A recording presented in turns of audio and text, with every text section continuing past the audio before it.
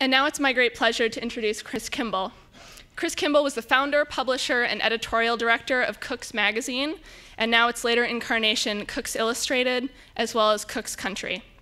A frequent contributor to the Today Show and the CBS Early Show, as well as publications ranging from The New Yorker to People magazine. Chris is also the author of The Cook's Bible, The Yellow Farmhouse Cookbook, Dear Charlie, The Dessert Bible, and The Kitchen Detective. In addition to his extensive publishing history, he is the host of both Cook's Country and America's Test Kitchen, which is the most widely viewed cooking program on public television.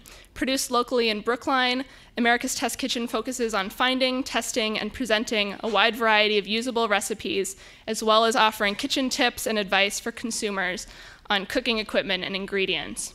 And they're about to begin their 10th season, and we'll be talking this evening about the complete America's Test Kitchen TV show cookbook with every recipe from all 10 seasons. And I'll let them tell you more about it.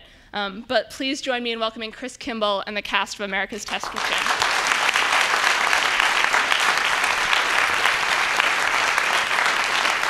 Thank you. I want to apologize for being a few minutes late. Passport control on the Mass Ave Bridge from the South End, they stopped me. They didn't want to let me in. So I know Julia lived many years here in Cambridge, so now we have both sides covered. I'll introduce you to people. I'm sure you know Adam, who does all our equipment testing. Jack, who does our tastings, also the editorial director. Julia, who is one of our cooks, also runs all of our book division recipe development. And Bridget, who eats pork 3 times a day, is that right? Yes. And is the food editor of Cook's Country magazine. Before we get started, I like to read, always like to read a little bit from our viewers and our readers, because you guys are so interesting. It turns out that almost everything we do is with you in mind, and what I mean is what you really do with our recipes. You never follow them, ever. And we know this because when we're finished with the recipe, Jack sends out the recipes to a few thousand of you who've graciously allowed us to do that, and you make them and then send back your comments. And so we know a great deal about how you cook at home. One of our favorite comments of all time, I've repeated often, is the gentleman who did not like our sauteed chicken breasts, and then at the end there's a space for commentary, and we were quite surprised because this had a very high rating. We only publish recipes that get good ratings, and he said it was one of the worst recipes he ever made. So we read on. He said, "Well, I didn't have chicken. I substituted shrimp." So. This is what we have to deal with all the time. I thought this was going to be easy. So here are a few comments from our recent comments from our viewers. Lobsters are living creatures, and I don't want to put it in a pot of boiling water. Can you just cut off their heads first? Yeah. You can. My 4-year-old daughter enjoys watching videos with me and will point out which kitchen equipment is just like ours. She'll often ask, is this Julie or Bridget? And wants to know, I get this all the time, why is that man standing there watching? She really feels for Chris Kimball. Is he going to learn how to cook?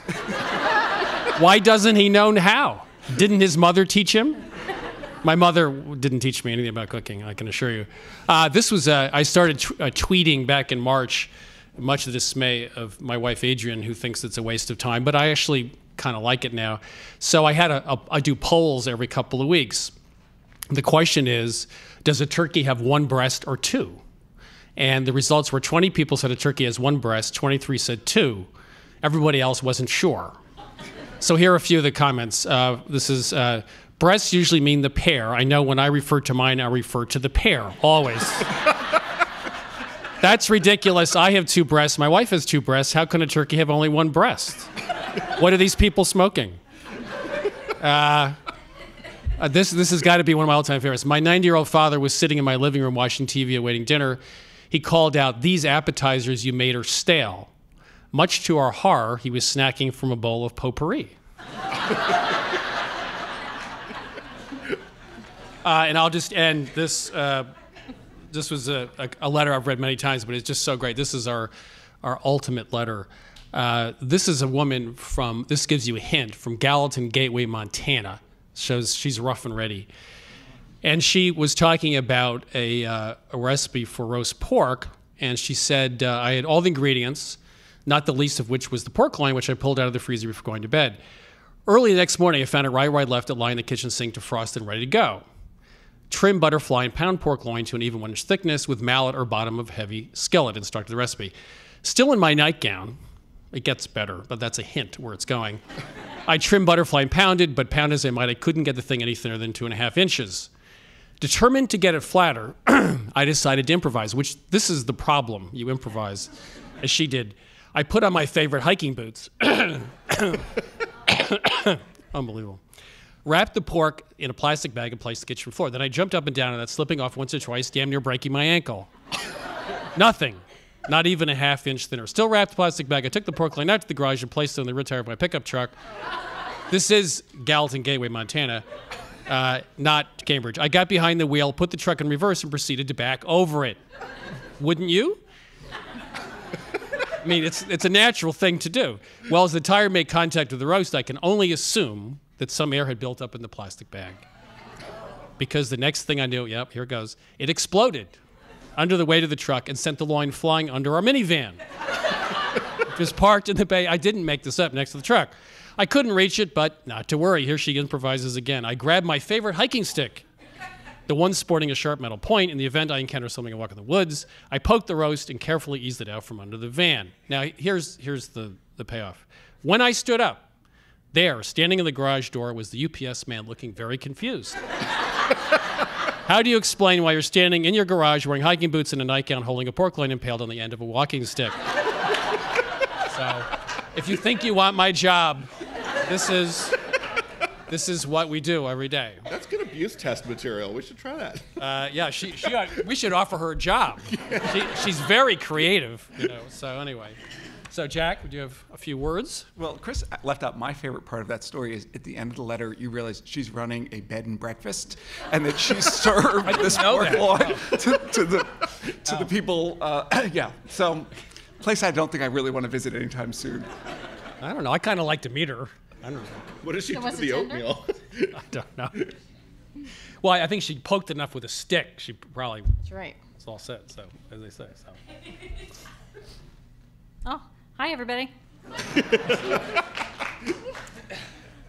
So, yeah, Chris mentioned that I like to eat pork, and I do, so I might try that technique of tenderizing it with my SUV, so that might work. But, yeah, so I don't know if you all are familiar with Cook's Country as well as America's Test Kitchen, but that's basically what I do. I get to work on a lot of fun regional recipes, and yeah, right now we're working on pimento cheeseburgers. It's a tough job. Let's see what else. Barbecue spice fries, really, really tough job. And Kansas City brisket. So, yeah, that's what I get to do. I get to travel the country. You bet you only run meat stories, evidently. And potatoes. Yeah, and if anybody knows of any regional vegetable recipes, we're always looking for them, but have yet to find them. So that's me. Hi. I work on, as Chris said, the cookbook division, and I'm in charge of recipe development for all the cookbooks. Currently, we're working on a new soups and stews book, which has us all very excited. And it turns out we're eating lots of sodium because soup is filled with broth. So I think I've ingested more sodium than I need to for the past week, at about 10 bowls of soup a day, roughly. And some really interesting stuff coming out. We have some classics in the book, but some of the newer stuff like Korean spicy beef soup and a Spanish albondigas soup with saffron and almonds. So yeah, exciting book coming out. Unlike Bridget and Julie, who actually do something productive on a daily basis, my job is a lot like Chris's, which means I just sort of observe on a regular basis. And I think my most disturbing observation was I walked in, our building is across the river, as Chris said, in Brookline, and we're in one of these old brick factory buildings. And I was coming through the back alleyway, it was probably about 2 months ago. and there's a tableau of three people who I'm having a hard time associating with each other. There's Lisa McManus, who works on equipment. There's Peter, who is our videographer. And then there's this guy, Marcus, who basically is probably the biggest, strongest person in the company. And I'm thinking, what are they doing out back? The video camera's going, the grill is going, there's a bucket of ice water, and there's a pile of skillets. So they were doing an abuse test, and the abuse test involved what you would do, of course, at home, which you shouldn't do, which is to shock your hot pan in the sink. And so, but they said, well, they need to ramp it up a little bit. So it involved heating the skillets on the grill, throwing them into a bucket of ice water, and then Marcus came in here and whacked them against the side of the building to see to see if he could loosen the disc bottom. Some of the pans were clad, which means that they've got several layers of conductive metal, and some of them have a disc bottom. And believe it or not, he ended up loosening a disc bottom. So that's, my day sometimes starts with things like that, and you're like, what are they doing in the back alleyway? I was wondering what that noise was. You're wondering? Yeah, it was right probably outside of your office. It was. Banging on the building with skillets, which is sort of a typical morning at America's Test Kitchen. Well, maybe Tiger Woods' wife could have used one. Sorry. That was fine. Hello. I of course report all of the equipment testing. Back in the old days, I actually did all of it myself. Now there's a whole team of equipment testers, and Chris actually gets the credit for coming up with the idea of the abuse tests, which is certainly the most because I'm abusive. Right. The most interesting part of the job. I mean, there's this test that Jack was just describing, and most of these tests are based on, how we all cook, how these pieces of equipment get used in everyday kitchens, but we all also make mistakes. And one of my favorites was the time that you came in and said, well, I burned the oatmeal. I turned around and I had to deal with the kids and do something like that, and the oatmeal was stuck into the pan and we couldn't get it out. So that became a fabulous abuse test for non-stick cookware. We just put oatmeal in there, crank the flame up to high, walk away for 45 minutes, come back with fire extinguishers in hand, and see if we can get the pan clean. There are all kinds of good tests like that. So, well, we had one of his people works with him in the office, Lisa McManus, went to Worcester to what was called the burn building with the fire department. The burn center. You want to explain that? So she went out. We got a story in the really the current issue, the January-February issue that's just hitting the newsstands this week, on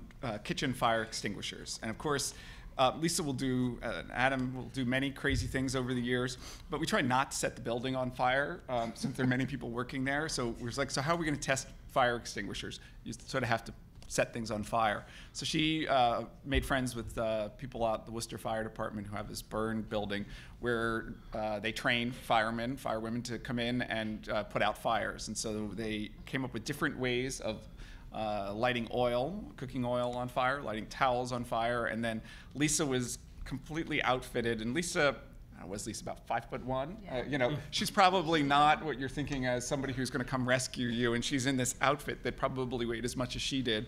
And her colleague Meredith was timing her. So the trick was she wasn't allowed to read any instructions because, of course, if you have a fire extinguisher at home, you haven't actually read any of the instructions. So Meredith would light the fire and then put the timer on, and then it was Lisa's job to figure out how to put the fire out and see how quickly she could do it, how accurately the spray was. Of course, it all was captured on videos. Pretty interesting and pretty big differences. Some of them actually seem to make the fire worse, which seemed like that's a problem, and some of them were really quite good. Well, speaking of fire, I could have used her. This is my staff's favorite story about me.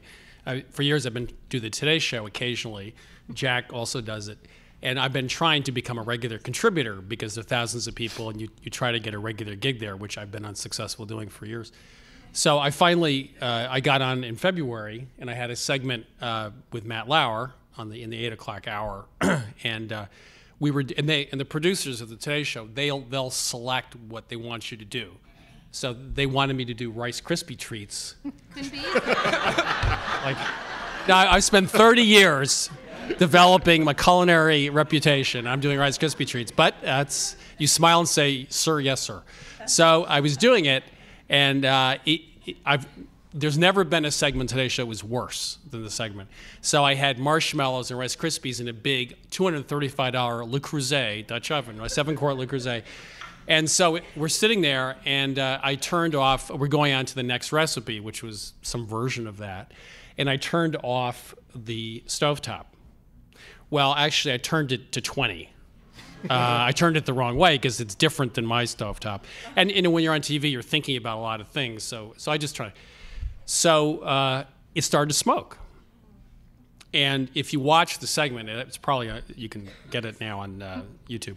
Yeah, it's all over. There's 3 cameras. The main camera's got the central shot with both people. Well, what the guy had to do, the control room was saying, is cheat it to the left, so they wouldn't see the smoke coming in. So every time they went back to the wide shot, they almost wasn't in it. It was just Matt because they kept moving it. And it really got, there was black smoke now coming out of the thing. But I was focused, I was totally focused on Matt and, making jokes and being entertaining, of course, as I always am. And so finally Matt stopped the segment and said, "Don't you think we should put out the fire now?" So I say, "Okay, if you say so." So I move it off, and it's like lava. It's black. It's bubbling. It's all.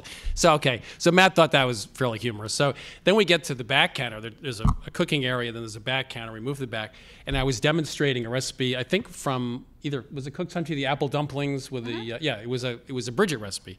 Well, you take apples and you take some store-bought, rolled dough, and you wrap them together. It's a quick and easy recipe.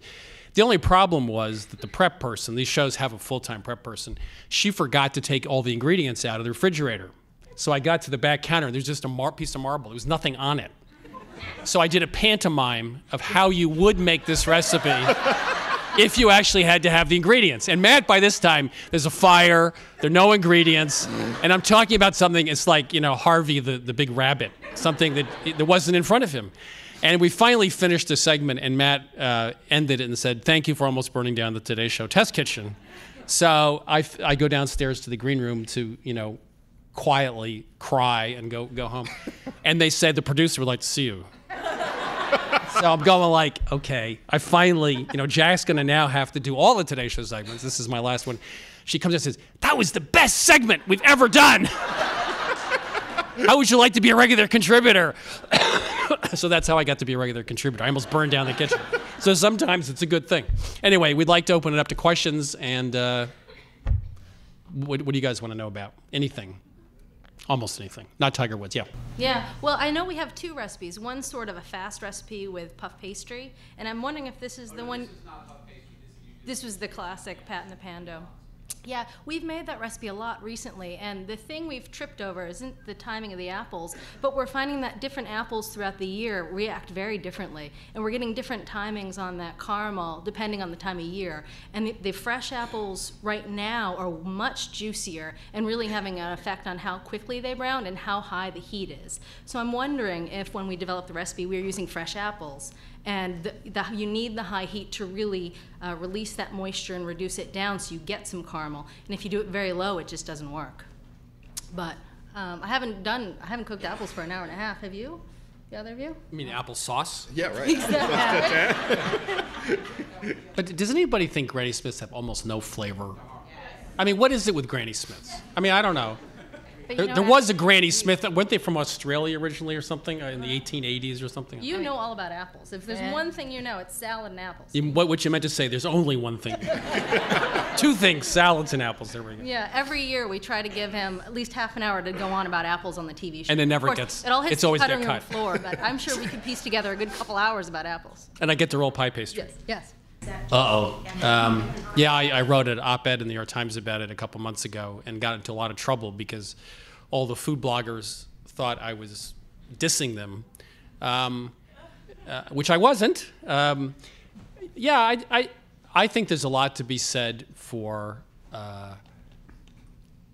the all-powerful editor with enough resources to investigate anything they want to investigate, sort of like the New Yorker. And with the right editor and the right pocketbook, I think that gives you the luxury of doing things that's very hard to do in a lower budget internet setting where you just don't have the resources to do things the way you might like to do them. So we could argue about the magazine and how relevant it might be or might not be. I think it had a vegetarian Thanksgiving, but which probably would not be my choice. But I think the Condé Nast formula, I think Cy Newhouse loves magazines. I think he poured money into the New Yorker when he bought it. He was losing a lot of money. I was there at the time in the 80s. I think he cared deeply about magazines. He gave editors, paid them ungodly amounts of money and gave them huge budgets. And I think that's something you're not going to see again. I think that day is over. And there are good things about it and bad things about it. But when done right, like the New Yorker now, I think is a very good magazine. I mean, who else could afford to do what the New Yorker does? So I'm a big fan of that. It can be, the results can be good or bad. But in this day and age, no one's going to have the resources to do those kinds of magazines the way they used to be done. So I was very sad to see it go for that reason. So, I mean, anybody else? Jack?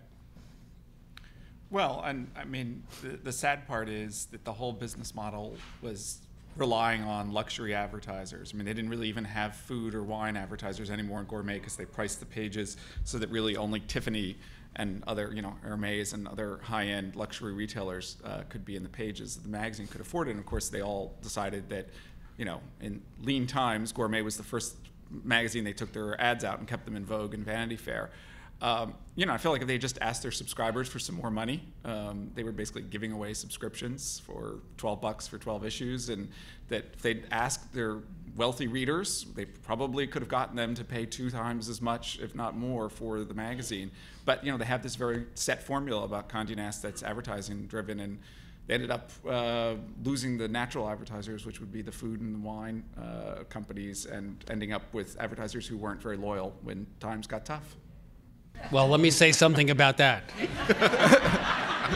We charge.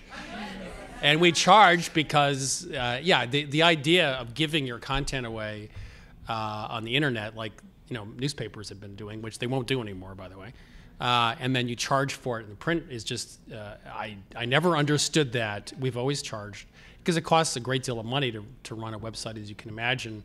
And also, worse than that, it devalues what you're trying to do. I think if you give your content away, you're saying to the consumer, well, it's worth what you're paying for it. So I think that's true. But I think Jack's exactly right. That wasn't the problem. The problem was it was an advertising-driven model, and the luxury advertisers went away. They lost 50% of their advertising. I mean, that's a huge hit. And that was the problem. But I don't understand free. I think if you can prove to people you have something that's worthwhile, you should charge for it because you're working hard to provide it. So all these sites with free recipes, they're valuable, but ultimately at the end of the day, I think you're going to see everybody go to a model where they're going to ask people to pay for what they do, which seems reasonable to me. I mean, if people don't pay for it, then I guess it wasn't very valuable. I mean, the marketplace will determine, which people survive and which don't, depending upon what the people pay. But the problem with the free model is that's based upon getting eyeballs to a website. Unfortunately, nobody's paying for eyeballs anymore. I mean, for example, the cost of was $40 per 1,000 if you wanted to have a video, for example, an ad before something on the web, and it's dropped to about $2. So the pricing, because of the enormous amount of competition, and there's no brand differentiation on the web like there used to be in print, you just can't make a living off that anymore. So I think it's an interesting time, but I think 5 years from now it's going to settle out, and I think newspapers now are trying to get together. And did you read that or hear that piece on NPR Sunday? They said that the top 10 newspapers in 30 days had, I'll just ask a question, how many times do you think their articles were appropriated, quote unquote, stolen by other websites? In 30 days, the top 10 newspapers. 124,000 times. So here's the New York Times spending jillions of dollars creating content, and then people like Huffington just take it and they just put it on their site. So that's not going to last, I hope.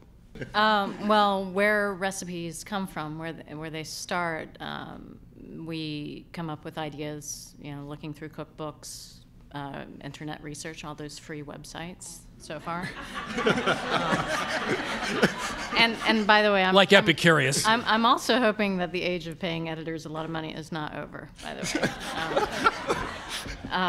Your limousine will be a few minutes late, Miss Lancaster, tonight. But once we get into the kitchen, once we determine that we want to test A, we start getting our research together. We've done some research previous to that, but we will look through. We've got an extensive library on our premises. We also have a historian that we work with to find older recipes. Chris can talk about anything from the 18th or 19th centuries. When I was first born. Yes, yes. And then we begin with what's called a 5-recipe test. So we will assemble a grouping of recipes that we find very interesting, aspects that may be interesting, something that sticks out in a recipe. And we will make them, and then we compare them in a head-to-head tasting. We have people come in and fill out comment sheets.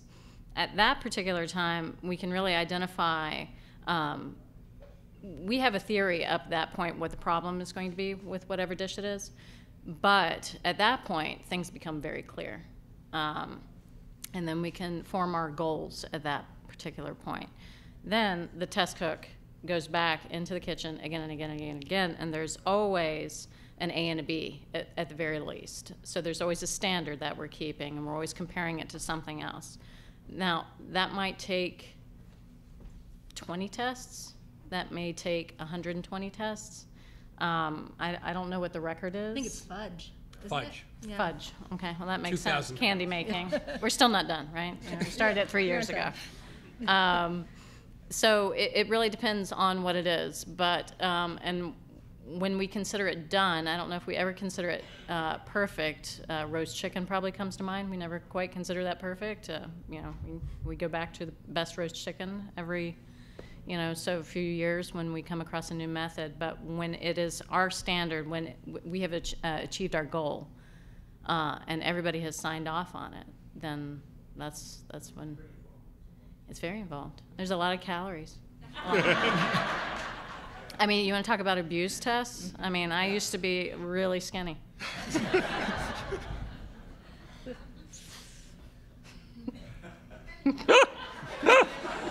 You want more money? What was that? There's a theme going on. Well, then we send the recipe out to a few thousand. Yeah, unfortunately that's not the last we see of it. Right. Then we do send it out to people. They make it. It has to get an 80%. I call it a survival rate. It has to get an 80% success rate come back for us to put it in the magazine. If it does not, we have a couple of choices. We can fix it, or we can kill it, depending on where it is. It's very rare that something is killed and doesn't make it in, but there have been a few victims. Except for the fudge. There was 2,000 pounds of fudge. Yes. The guy had shoulder separatency. He had some shoulder problem from the stirring, and it took 6 weeks, and we never published it because it was finicky. Yeah, he no longer works for us. He doesn't, he's happier now. Yes, he's in a better place now. As with most things, everything basically having to do with the magazine, we're working for you all. That is the beauty of a no advertising model, is it's editors and readers. So we ask our readers, we survey readers on story ideas, which are really just recipe titles. And we probably survey 3,000, 4,000, 5,000 story ideas a year. Bridget spends a lot of her time doing this, as do a couple of other people, coming up with ideas. And we put together lineups based on highly rated stories within certain categories. I mean, if we only took the highest rated, it would be all pork, potatoes, and chicken. That would basically be it. So that, as editors, we say, well, we need to have a balance of project recipes, weeknight recipes. We want a balance of some international recipes as well, sort of classic American fare. And so we sort of look through those survey results, argue, because basically everything gets accomplished by tremendous amounts of arguing, and whoever's the loudest or speaks the last generally wins, and as you might imagine, that's usually Chris. And, Huevos Rancheros, readers said they were interested, and then that's part also of circling back to sending the recipe out. I mean, a lot of times readers say they were interested, and then we send the recipe out, and they're like, oh, not so much. They were interested in the concept of it, but not necessarily our version. And the usual issue is because they were hoping for a simpler recipe. I mean, that's the number one complaint when Bridget was talking about the 80% success rate. It's really the question we're asking is, would you make it again? And the number one complaint isn't so much that the recipe didn't work, is that they like that recipe, but they wish it were simpler, and they don't want to make it again until we can figure out how to make it simpler. So that's often, we spend a lot of time trying to figure out how can we keep what it is that we're doing, but make it seem more approachable. I think one of the questions is, was it worth the effort? Yeah. Yeah. Which is the bottom Well, line. we have thousands of stories we've surveyed for many years. We have the top 10 list, and I think the first recipe, this just tells you how much home cooking has changed over the years. The number one recipe we've surveyed out of 5,000 or 6,000 is green bean casserole. Isn't that right? I believe that is right. Yeah. Matter of fact, I think green bean casserole comes up twice in the top 10, doesn't it? does. With and without mushroom soup. My version. No, it does change, but it changes slower than restaurants. Oh, we don't have time. Don't do what I do. Well, I'll give a couple. Everybody else can. I mean, first of all, you don't put enough salt in food. You're scared of salt, but the amount of salt you get from home cooking is, negligible compared to processed foods. So before you serve things, like soup, stews, always taste it 3 or 4 times. You can add a lot of things at the end. Fixing things just before you serve it, assuming it's that type of dish, it makes all the difference. And if you see Julie or Bridget cooking, they're always tasting right at the end. So that's important. Secondly, you don't use enough heat. Because when you're sauteing, the pan's just not hot enough. So put a little bit of oil in the pan, a couple teaspoons of vegetable oil, heat it up, and when it starts just to smoke, then the pan's about 450 degrees, which is where you want it. But most people at home are scared of heat. And the third thing is you don't have a sharp knife. I know this because I've been in your kitchen when you were asleep looking. And you wondered why the drawer was open. When I first got married, I went to my in-laws on Thanksgiving, and they gave me a butter knife about this long. So buy the Chef's Choice Model 130. I don't have stock in the company, and that'll actually sharpen. Sharpening steels only tune up a sharp knife, reasonably sharp knife. They don't regrind an edge, as Adam could talk about for hours. So those would be my 3. Anybody else? Don't attempt to learn too many things at once. Make a few dishes and make them well. Your grandmother probably was like my grandmother. She made 20 things well, but she didn't make 200 different dishes. And I think a lot of new cooks don't, they think, oh, I want to make a different dish every night of the week for a year, and that's not really a great plan. Learn 5 dishes, then learn 5 more, and when you get to 20, then you're an accomplished cook. The thing that comes to mind for me is give yourself enough room. I go to a friend's house and they're pushing the mail to the side, they're pushing the computer, and they're giving themselves, like a 1 foot square area to do all their chopping. And you really just need a couple feet of space to get your prep done before you start. And that a little room and keeping it clean, food just tastes better. It does. Food tastes better out of a clean kitchen. I'd say follow the recipe the first time, at least. Please. Just that one time, really. After that, and you see how it works for you, then you can make some adjustments. And then the other part is it'd be really valuable as a new cook to subscribe to all of our magazines. The plug. Wait, I'm going to throw in one more thing. Chris already hit the knife sharpener. Very important to sharpen your knives. Oven thermometer. Good investment there, because nobody's oven is the temperature that the dial says. They're always off by anywhere from 5 degrees to. We had one. We tested a bunch of people's ovens at homes, and they were off as much as 90 degrees. So. That kind of makes it hard to bake bread. Yeah. I have a question about equipment. Yes, sir. America's Test Kitchen has done a lot of really great cookbooks on cooking, but there's always been kind of little pockets of text here and there about here's the equipment that we recommend for this. Is there any chance of an equipment-focused book that really just talks about the care and feeding of the tools that you use to get the job done? How many people here would buy that book? Okay, we'll do it. Here's your answer. We just did market research. But would you buy it now? And how much would you pay for it? How much would you pay for it? And do you have your credit cards ready right now? No, he wanted it for free. It's the internet age. I mean, Yeah, I mean, we talk about it. I think there are 2 issues. I mean, the one is the how you use it, which I think does make a really great book. The other issue is about which models, which in many ways the web is better for that than books, because obviously you can continually retest, which is what we're doing, and continually update. But It's an interesting idea to talk really more about the sort of basics and techniques behind using those equipment and carrying them. Yeah, I think that a book focused towards even a more advanced chef that just wants to go back and focus on a particular technique that may have been forgotten or not used, and look at the equipment and the use of it, because there's a lot of skill that can be developed in that, and then that also. I love the equipment corner, and I love the little things that come out there, and that's something that I really like to see. I like talking about the tool, because you put a really bad knife in the hands of a really good chef, and you'll get something mediocre. If you put a really good knife in the hands of a really accomplished chef, you could get something fantastic. It's Chris and his 3-foot-long butter knife. Actually, it wasn't my butter knife, but it was. I think it was a test of. Actually, it happened before I got married. I suspect it was a test to see how it would react. I didn't react well, but just a couple more questions. I'm going to show a sizzle reel. Yeah. The only time we ever sued was a piece Adam did with Consumer Reports. We did grills, gas grills, and this was a $1,500 special grill from South Carolina, and we actually got sued because Consumer Reports came up with a different rating than we did, and Adam discovered that Consumer Reports never cooked any food on the grills. They were measuring heat output, and they do very scientific things, but they don't actually do anything that's subjective.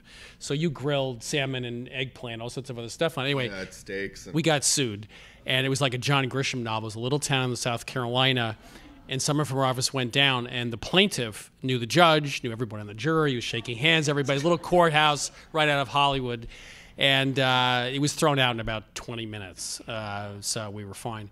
But we've heard from a couple angry tomato people over the years. But I usually shield Chris. I don't. That's part of my job description, is to talk to the irate lawyers, manufacturers. Somehow or other, they think I have a calming influence on them when I speak with them. Really, 9 times out of 10, when we have that conversation and we explain that we don't take advertising and that we didn't, usually they want to know how their company can get good editorial treatment. And when I explain that the winner didn't win by giving us money, the winner won the taste test or the equipment review because their product was better in the test that we subjected it to, they usually say, oh, okay. And they hang up, and it sort of ends there. But we keep all the testing and both Yeah, what Adam does and what Jack does. We have huge file cabinets full of all of our notes, because someday we will get the phone call from the lawyer. So we're very careful A about lot of records kept Yeah. on all the testing results and the procedures. Mine's the Thermopen, $95, incredibly expensive digital Insta-read thermometer. We use them. That's what we use in the kitchen.